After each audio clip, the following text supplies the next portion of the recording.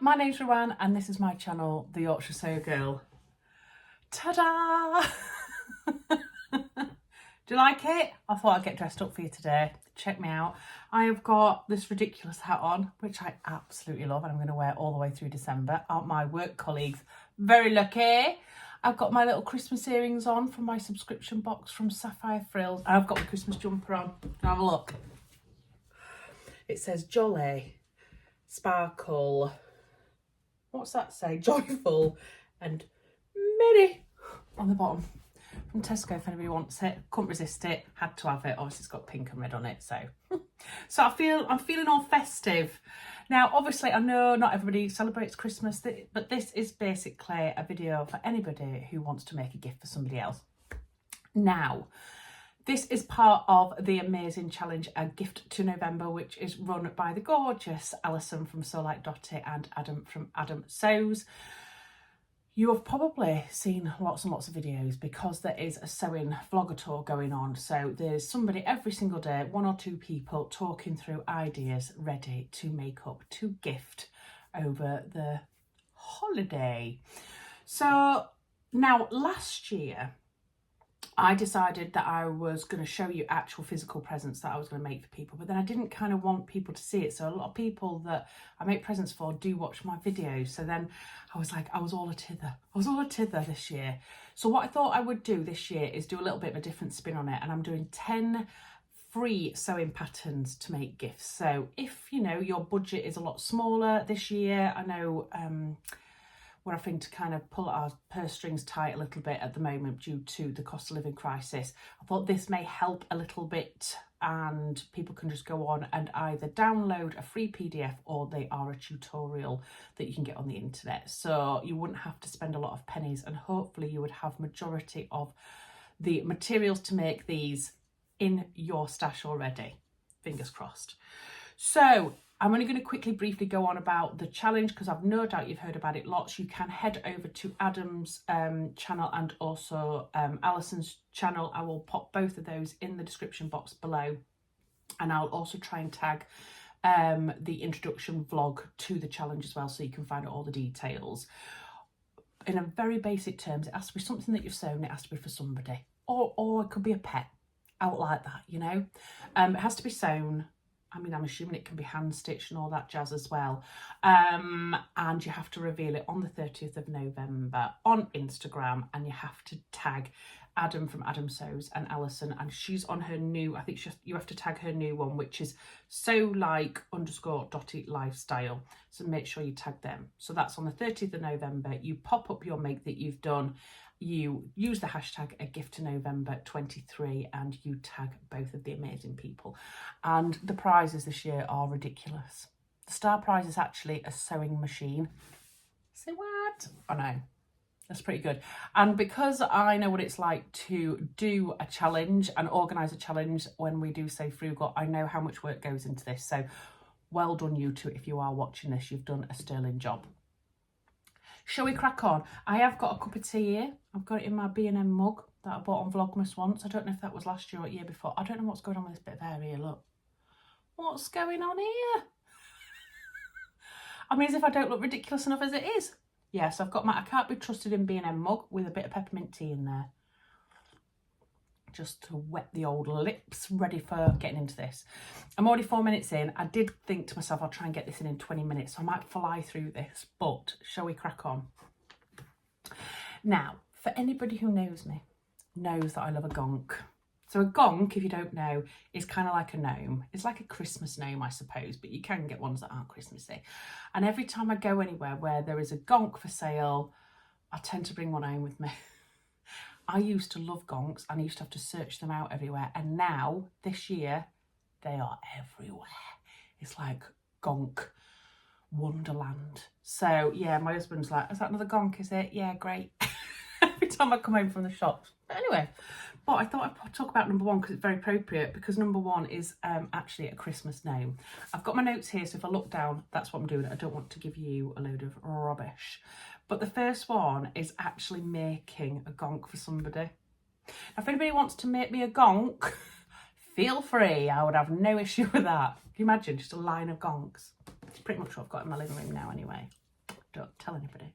But this is by So Can She, and it's a blog post. So all the instructions are actually on the blog post, but there is an optional PDF that you can actually download. So for people that like to actually have a paper pattern, which I quite like, not as in paper pattern as in you've ordered it, but you print off yourself via PDF rather than dimensions and all that type of thing. This is the one for you. So the only essential textile that you need for your gonk is your chinny chin chin, is the little beard. So you need a little bit of fur for that. But I know a lot of people have little bits of stuff like that hanging about. And the good thing about this is you can use a load of your scraps up. Oh yeah. You could use some old stuffing that you've got from an old pillow or something like that. So you could be quite savvy with this one. But how amazing would it be to make this gonk? I think I'm going to make one, and I think I'm going to make the hat tartan, and I think I'm actually going to use it out of my granddad's old shirt. So that I'm going to make one for myself, not necessarily for a gift to November, but for myself, because you can't put something on for yourself, it has to be for other people. I think I'm going to actually make this little gonk for myself as well. But you never know, people out there, you might be getting a little handmade gonk. But you can use any type of fabrics as well. So you can use cotton, minky, you know, anything that you've got. You could pull it all together. Felt, if you've got loads of felt scraps, that type of thing. Totally up to you how you make this little fella look. But how cool is he? I love him. Number 2 is something similar, but I was thinking this might be quite nice for kids as well, or if you've got like a room with a theme in it, and that is the Heirloom Reindeer Toy. And that's by Sew Magazine. Sew Magazine, by the way, have got quite a lot of free patterns, which I thought was quite interesting when I went and had a look. They've got quite a few like gifty type things that you can do as well. I think I've got another one on my list actually from Sew Magazine. But I loves this, I does. How cute is this reindeer? Is nice, isn't it? I was thinking how nice it would be like if you made like a reindeer toy and then like gave a book as well or something for Christmas for little uns. But I'm not saying this has to only just be for children, because it could be for adults alike as well. So it basically says, Our Cute Reindeers by Louise Nichols are certain to become your favourite stitchy project this festive season. Made from just 2 pieces of fabric, coordinating ribbon, a bell and bead, these simple toys are both quick and simple to sew. Now you have to log into Sew Magazine to be able to download the template, but it is all free and it's got really simple instructions. It's only 5 steps long. So if you wanted actually something that was quick, easy, that uses up some of maybe of your fat quarters, but looks really good, this might be your bag. You know what I'm saying? Right. Next, I'm going to kind of get into like organisational gifts. If you're anything like me, I like to have everything kind of organised if I'm travelling about or I'm moving from one place to the other. And some of these I absolutely love the look of. The first one is this needlebook tutorial, which I absolutely love, which is by Nana Company. How beautiful is this? So it's kind of patchwork, but again, it doesn't have to be patchwork. It can be however you want it to be. Again, using up scraps. Bonus. But I just thought this would be really nice, especially if, for example, you wanted to make this for somebody else who's kind of into sewing. I think it'd be really lovely if you wanted to kind of take around your needles and everything. But the other thing I was thinking about for this is, you know, like for us sewers, sewists, whatever you want to call yourself, you know, when you're using your needles and you want to store them because you're about to do a knit project, for example, and you've got a microtex needle in there, this would be quite good if you could label up each page with, say, for example, ballpoint or microtex or standard or top stitching needle. And then you could, when you're halfway through a project, you could pop it in there, or brand new ones, you could have it in there as your organisational tool for needles. What do we think? I think it'd be absolutely amazing. But it looks really, really quick and easy, this one. And again, perfect for using up some of your scraps. I think this is going to be a definite for me. I think this would be really, really handy. And I just think for anybody, even if you hand sew, anything like that, you could make this bespoke. Each of the little leaves inside of it could be something different. So again, you can kind of use your imagination and adapt it to whatever situation you think would be right. Cute though, isn't it? So number 4 is another one from Sew Magazine, and this is the Gingerbread House sewing box. I love this so much.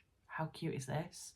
So this is kind of a little bit of a step up from the needle organisation. This is where you can put needles in it and you can put the threads. You'll be able to see that you can actually put the threads, and it actually kind of folds out. Then when you fold it all back up together and tie it together, it actually can be used as a pin cushion as well. How sweet is this? And again, you don't have to make this in kind of like the gingerbread colours if you didn't want to. You could use some scraps of fabric that you've already got, or any felt that you've got. I mean, you could make that into a really pretty pastel coloured felt one, something like that. It doesn't necessarily have to be a gingerbread house, but obviously for the seasonal period, that's why they've chosen it. But I love this. So it says, this cute gingerbread house is really enchanting and unfolds to reveal a sewing box with a little compartment for threads and a felt area for pins and needles. The roof is padded, and not only is it decorative, but it doubles up as a pin cushion as well. When not in use, place this house on your mantelpiece and simply admire. And I think that's what's nice about this, is you could actually put it in your sewing room, or if you're gifting it to somebody else, they can have it out as well. It doesn't have to just be shoved in a drawer. Do you know what I'm saying? I think it would be beautiful. And again, it's really good because it's mobile. You can take it with you as well if you wanted to put some more bits and bobs in it. Now, other than the Gonk, I think this next one might be my favourite. And this is number 5, and that is the Mini Maker Station by Lily Ella. Now, I was looking for kind of organisational things to do with sewing that were free when I was doing my research, and this popped up a few times and I couldn't not include it.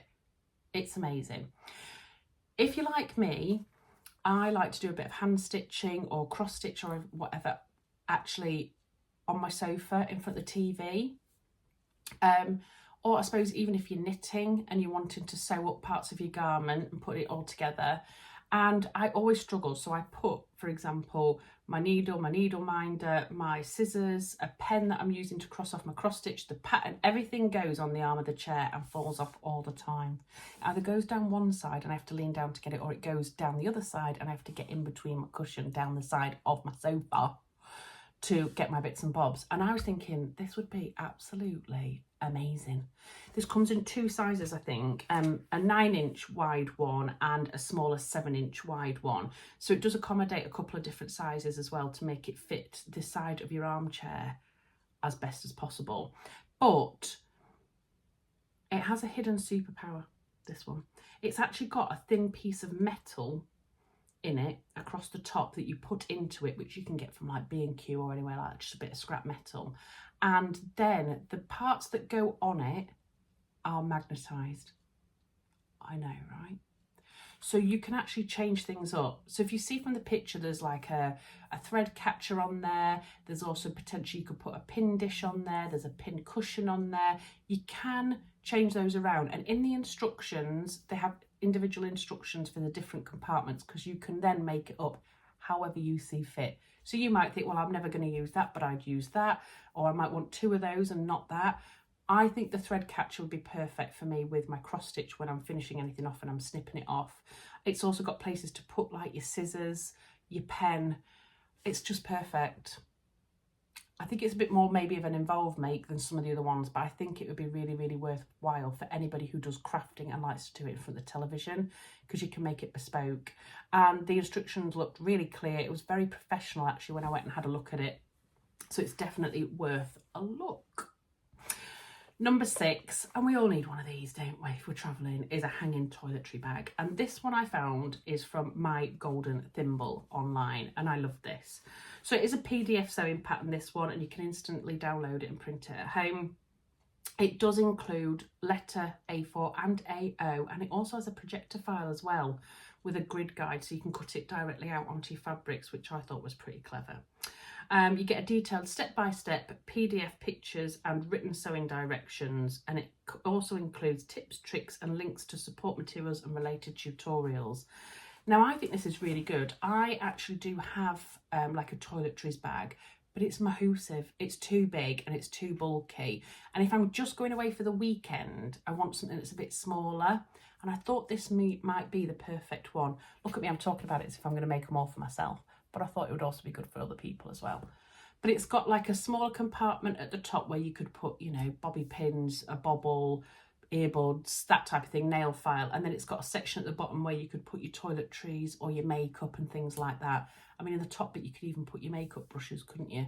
But I thought this would be a really, really nice one to make for somebody. And then you could also make like a wash bag for them in matching fabric. You know what I'm saying? I think you don't probably need to buy the vinyl for this as well. Most of this we probably have in our stashes, won't we, people? You know what I'm saying? So I thought that was a really lovely one as well. So number 7, again, organisational, and this is a DIY jewellery box pouch.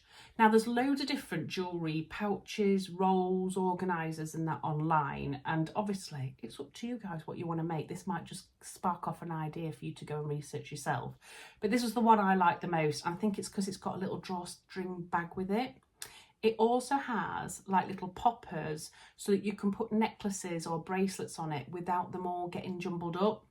I do have like a jewellery case, but then if I put it in with all my earrings, all my necklaces get mixed up and then I have to try and unwrap them and it drives me insane. This one's got little poppers where you can actually put your necklace hung over it and then you tuck it into the little pouch and then it won't all get messed up and you won't have to try and unravel it all when you come to be on your holiday or a little hotel getaway that you've been to, etc. Or if you're just going on a little sleepover somewhere. So I thought this might be really interesting. It is a full blog post with written instructions, but there is also a YouTube tutorial on this one. So if you like to be visual and work along with somebody online, then you can do that because there's also a YouTube tutorial, which I thought was fabulous. Number 8.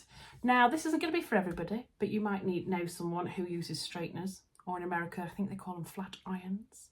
Now, I have a pair of GHDs, so I've had them since, I don't know, they must be about 10 years old, maybe now.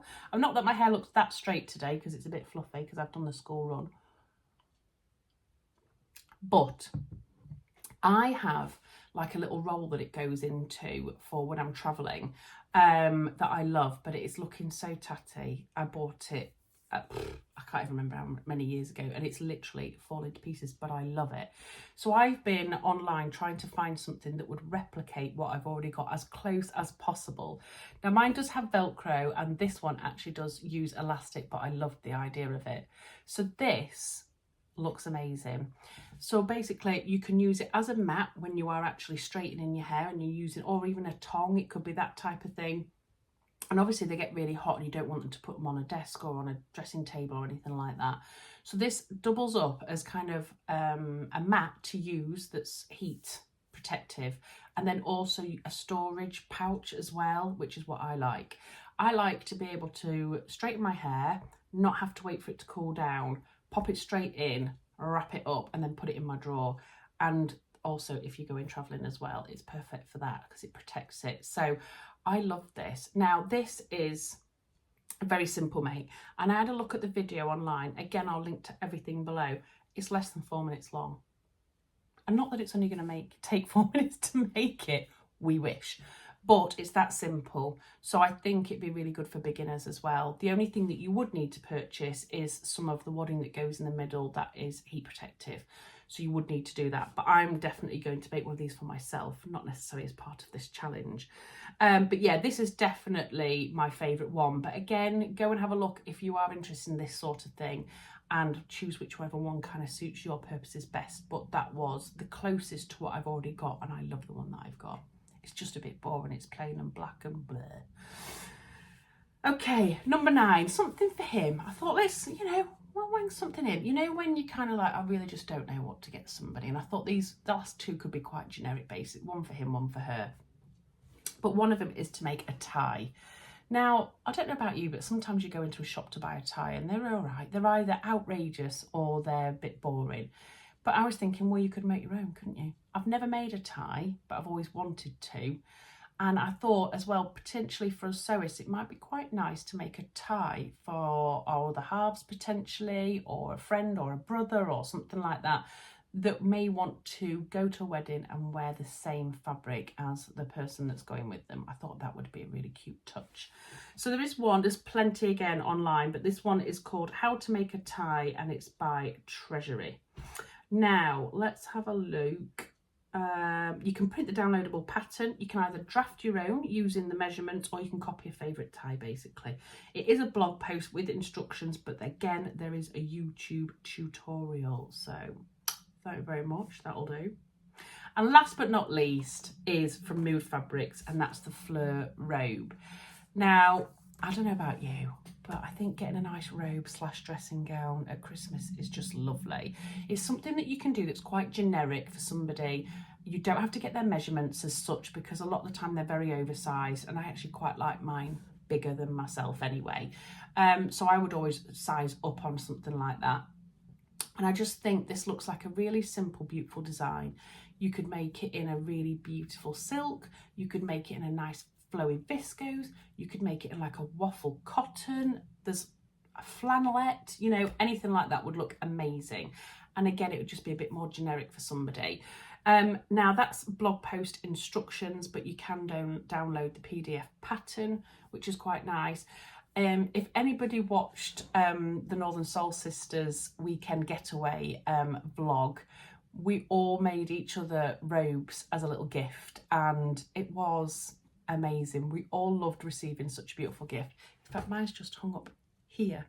So there's again quite a few different free robe patterns online, so go and have a look, but I will pop in the description box below the one that I had a look at, which is from Mood Society in America. But yeah, it looks lush. You could shorten it, you could lengthen it. The world's your oyster, basically, isn't it, with a robe? So what do we think? That's 10 different ideas that I've given you guys. There's no excuse now, is there?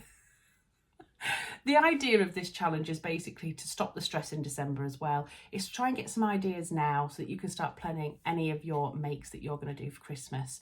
Do you make things for Christmas? Do you think, nah, I'm just going to buy them because it's easier and I don't want the stress? Are you a bit of a selfish sewer like me? Likes to just sew for themselves? Let me know in the description, in the comment section down below, because I'll be interested to hear if it's just me that likes to do that. And also, you'll have to wait until the 30th of November to see whether or not I've made any of these for people. But yeah, don't forget, if you've got like a private account as well, you do need to, on Instagram that is, you do need to get hold of Alison and Adam just so that they know that you have actually put something into their challenge as well. And you can put glimpses of things as well if you want to. You just need to use the hashtag #AGiftToNovember23 WIP for work in progress. Again, I'll pop all the details down here. I don't expect you to remember them all, because I certainly can't. But yeah, go have fun. I think it's beautiful to get a handmade gift from somebody. But we have to be careful, don't we, as sewists, that we are gifting people that do truly appreciate how much work, effort, time, etc. has gone into these things. So make sure you do that. I hope you've had some inspiration from what I've talked about today. I hope you're all very well, and I'll see you again soon. Bye.